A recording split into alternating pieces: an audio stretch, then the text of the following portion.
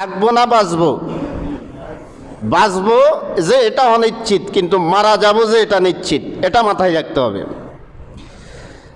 3 নম্বর, ওয়াজ্জাকাতু মাগরামান, কিয়ামতের আগে মানুষ যাকাতকে জরিমানা মনে করবে। কিয়ামতের আগে মানুষ যাকাতকে জরিমানা মনে করবে।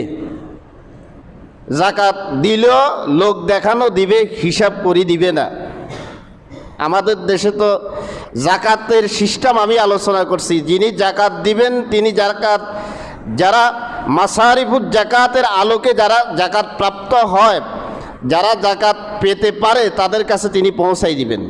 আর আমাদের দেশে শাড়ি কিছু কিনি, লাইন ধরে এরপরে পায়ের তলে 5-6 জন মরিয়ে যায়, প্রতি বছর আরও বেশি মারা যায়।